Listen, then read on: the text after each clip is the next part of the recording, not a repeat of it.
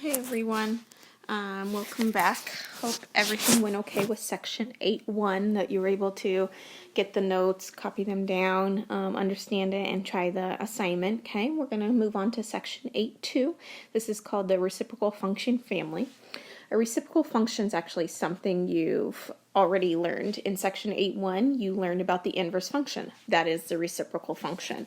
You had it look like y equals k divided by x, okay? It's the same exact thing. F of x equals a divided by x. Instead of k, they're using a. It's still just a number, not a big deal, okay? So same exact thing.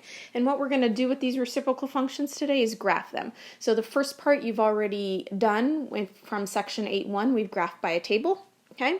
And the second part is going to be transformations, which we'll get to in just a moment.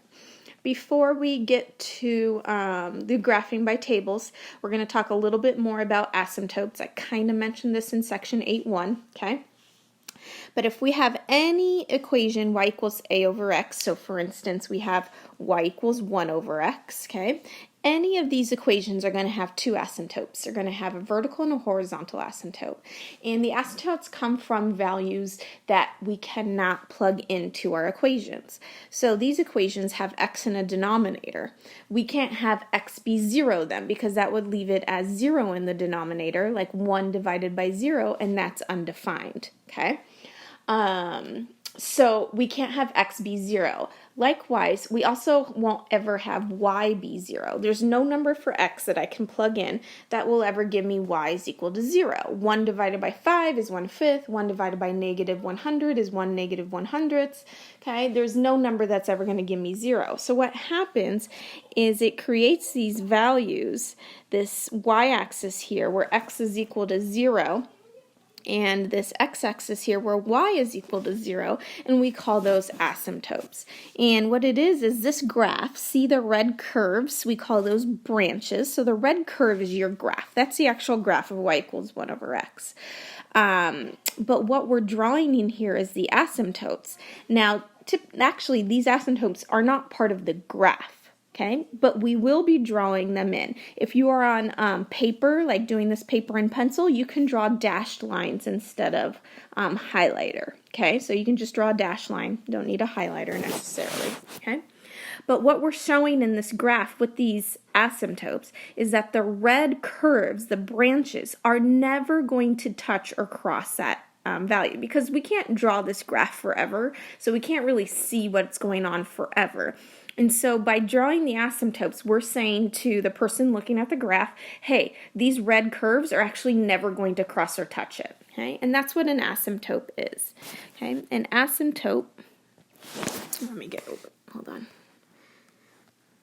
a little bit closer. Asymptote, oops, I know it's a funny word. Okay, what this is again is a line that a curve never touches or crosses, for that matter. Okay, so our asymptotes, these highlighted lines, they are lines that our graph, the curves, are never going to touch or cross. Okay, and so the x equals 0, y equals 0, we're never going to touch or cross those because they wouldn't be values in our equation. Okay, so up here we have our vertical asymptote.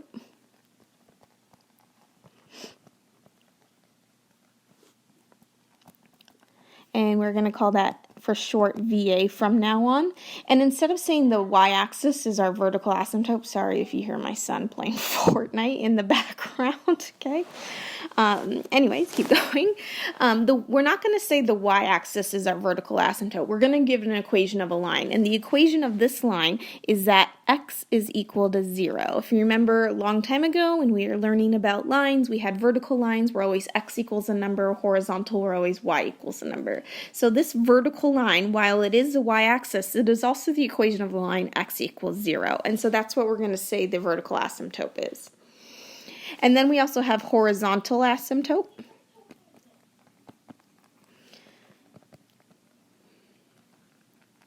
Okay, and we're going to use HA. Oops. Come on. HA to shorten horizontal asymptote. And so this x-axis now, this horizontal line, has the equation y equals 0. Okay, and so those are going to be our vertical and horizontal asymptote, and every time we graph these functions, we are going to identify what those are, and we're also going to put them on our graph. And again, they're not technically part of the graph. It's not 1 over x, okay? The red branches, the curves, that's our graph, but we do plot these so that the reader of the graph knows we will actually never touch or cross that x equals 0 or y equals 0. So let's go to the first one. The first one is y equals 12 divided by x, okay? So we're going to graph this. This is what you just did in section 8.1. We're going to make a table. We're going to pick numbers that divide into 12, okay? And along with that, we're going to graph our vertical and horizontal asymptote. And so you'll notice, that we have x can't be 0 here, right? Because it makes sense. X can't be 0. If we tried to plug that in, we would get an undefined fraction. And so there's your vertical asymptote. X is going to be 0. Anywhere x is 0, that line, okay, we are never going to cross. And likewise, our y will never be 0 as well. So y equals 0 is our horizontal asymptote. And so we are going to come over here and we're going to put those lines on our graph. If you are doing this on paper, again, a dashed line is fine. And so our vertical, this is x equals 0, and this one is y equals 0 for our horizontal, okay? I know it's always counterintuitive there. The x is going to be vertical, the y will be horizontal, okay? And then let's draw the actual graph, our branches, okay? So I'm going to pick, let's do blue. And so I'm just going to make a table.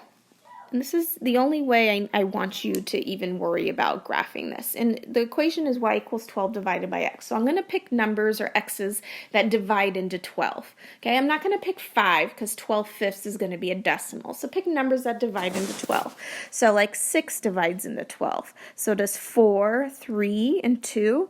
I'm not going to worry about 1 because 1 into 12 is 12. That's a bigger number, so I'm not going to worry about it.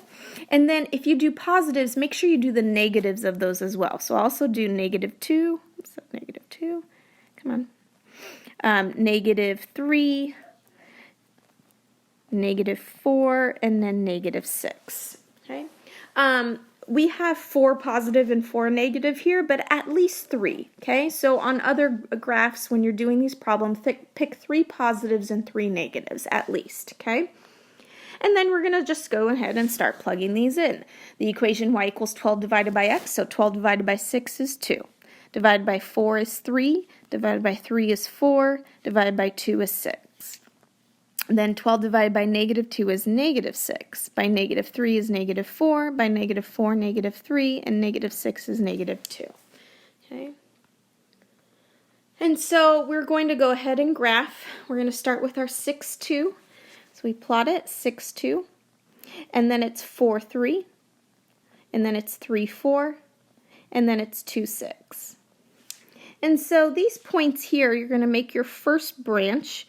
You're going to make a curve with these. This is the first branch in the positive quadrant, okay? And then you're going to make your second branch. There's always 2 branches, okay? And the second branch, we're going to start with -2, -6. And then -3, -4, and then -4, -3, and then -6. Get worse every time. And then -6, -2. Okay. And then there's your second branch. Again, connect the dots, make a curve, and that is your graph of y equals 12 divided by x. You can see here that the blue branches, that is your graph. Those are never going to cross or touch x equals 0 or y equals 0, those horizontal and vertical asymptotes. Okay? And that's the end of the problem. Okay? We are not going to state the domain and range of a function. Okay?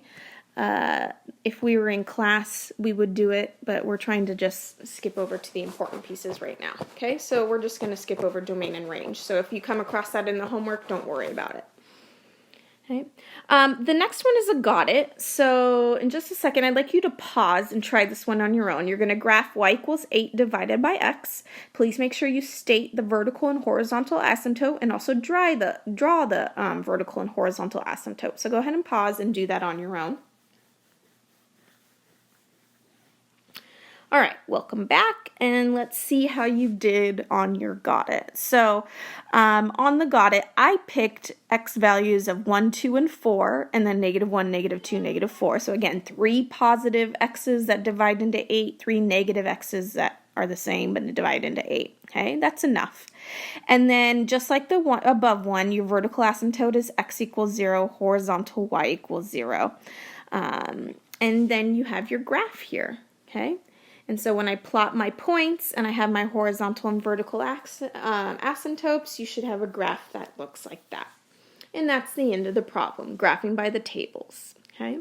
This will be the only way we graph by the table. And whenever you see a number up here, like this 8 right here, that's how we're going to do it. So if you scroll down to this box here, and if you see this second row right here, so this right here is what I'm talking about, like the 12 divided by x or the 8 divided by x. When we have some number here that is not equal to 1, I want you to graph by table.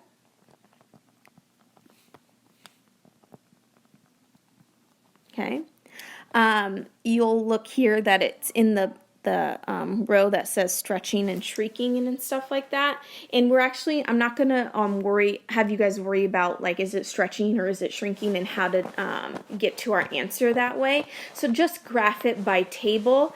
And in this case, the vertical asymptote will always be x equals 0, and the horizontal will always be y equals 0. This will always be the case for these kinds of problems, okay?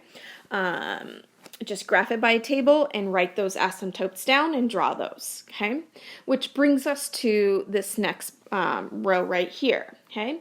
Now these ones we are going to graph by transformations. So transformations we did when we had absolute value graphs or radical graphs and we went like right and left or up and down or we did something of those, okay? That's what we're going to do here. And so if you recall, if I had something like x minus h here, okay, whenever a number was attached to the x, what we always did is we shifted right or left, depending on what the number was, but it was always the opposite here, okay, always the opposite. So x minus 2 actually shifted you to the right 2, or x plus 5 actually shifted you to the left 5 because it was the opposite, okay? And what happens is when we shift right or left is our vertical asymptote for x actually shifts right or left as well. So instead of being at x equals 0, our vertical asymptote is now going to be at x equals h, whatever the value of h is here, the opposite, of course, okay? Opposite. That is going to be our new vertical asymptote. So we're going to transform or translate that asymptote right or left, okay? And likewise, we are going to do the same thing with this k here. K is going to tell us where we move up, not up or left. That does not make sense, does it? Up or down. Okay, K tells us up or down. We don't do opposite on up or down. It's just normal. So plus K is up, minus K is going to be down. All right, and with that shift, our horizontal asymptote also shifts to y equals K. So whatever the K values is, that's where our horizontal asymptote is going to shift. And once we shift these asymptotes, I'm going to show you in just a moment where we're going to draw our graph. It's going to be kind of a rough sketch, okay? So if we go down here, we are going to start with graphing our parent function. Okay, so this is going to be our parent function, y equals 1 over x. For our parent function, we start out with a vertical asymptote at x equals 0 and a horizontal at y equals 0. Okay, so we do have that. We can go ahead and draw those asymptotes in. There's x equals 0. And y equals 0. Oops. So this is x equals 0 and y equals 0. Okay. All right. And then normally we would make a table and we'd plug in values, okay? But the problem is most of the numbers we would pick would end up being a fraction. So I don't want to deal with the fractions. The only values that I want you to worry about are -1 and +1. When I plug in -1, 1 divided by -1 is -1. And when I plug in +1, 1 divided by 1 is also 1. These are the only points I want you to worry about with your parent function. So -1, -1 is going to be a point right here. And then +1 is going to be a point right here. So if we can look at the origin, we just get these points on the top right and the bottom left, okay? Well, this is going to be where we're going to approximate our branches, okay? So you don't have to worry about the other points. It's just going to be a rough sketch, just proximate, and you're just going to make a curve for your right branch and then a curve for your left branch, okay? And that's all I'm going to expect you to do. You do not need to plot any more points or anything. Okay, so this is all I want you to remember from your parent function. And what we're going to do with this again is shift it. We might move it right or left, or we might move it up or down. And that's going to shift the horizontal and vertical asymptotes, and that'll end up shifting our branches as well. So let's take a look real quick. We have our first one. We have the graph of y equals 1 over x minus 4 plus 6. So hopefully you see that x minus 4 here, we're going to move right 4 because remember it's the opposite, okay? So we're moving to the right 4 because it's minus 4, and minus 4, the opposite of -4, is going to be to the right 4. Okay, and so that shifts our vertical asymptote from x equals 0 in our parent function to the right 4, and so becomes x equals 4. And that is our vertical asymptote now, x equals 4.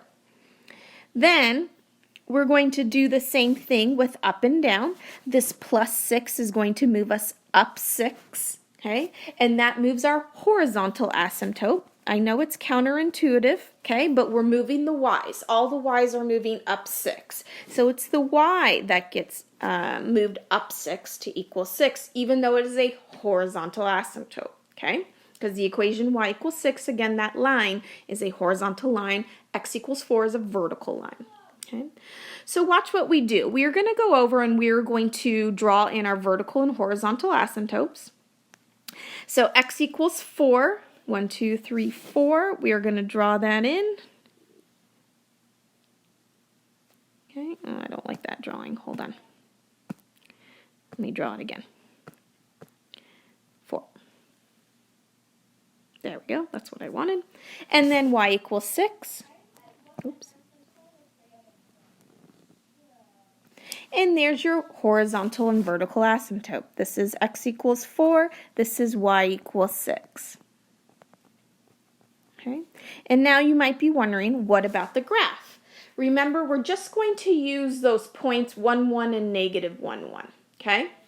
And so what we're doing, if I look at these asymptotes now and pretend this is my new origin, I have the point 1, 1 here and the point -1, -1 here, okay? And what I've done is I've shifted those points to the right 4 and up 6. And so I'm going to draw my branches. Remember, this is just a rough sketch, okay, through my points here. And what I have is the graph of 1 over x minus 4 plus 6. On my red branches, all those points have moved right 4 and up 6 because I moved my asymptotes right 4 and up 6 as well. And that's the end of your transformation. You are done. You have identified your vertical and horizontal asymptote.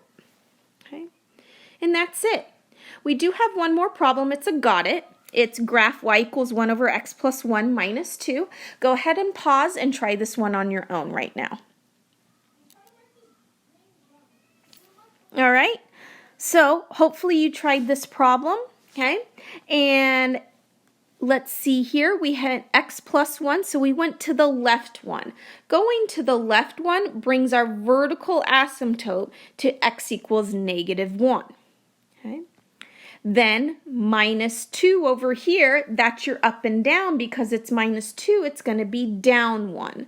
And so we have a horizontal asymptote at y equals negative 2 because we went down 2. Okay? So we have our new horizontal and vertical asymptote at x equals 1 here. Let me pick a different color. Excuse me, x equals negative 1 here, and then y equals negative 2 here. And so we went to the left 1, and we went down 2. And so now if we look at our graph, if I pretend this is my new origin here, okay, right here, okay, I have 1, 1, and I have negative 1, negative 1. And from there I can just draw a rough sketch of my two branches, and everything has shifted left 1 and down 2. Hopefully you guys got that. Okay, that's the end of the notes. Hopefully that all made sense. Please make sure that if you do have questions, try to ask me. I'll do my best to shoot you an email back and try to explain anything. You have a homework assignment with this, section 8.2 from the textbook. Okay, you're going to do section 8.2 homework problems. And then you will Dropbox it to me in School Loop. That is the assignment I want to see in School Loop, is the section 8.2 textbook problems. Take care, you guys. Hope you're doing well, and I miss you all. Bye-bye.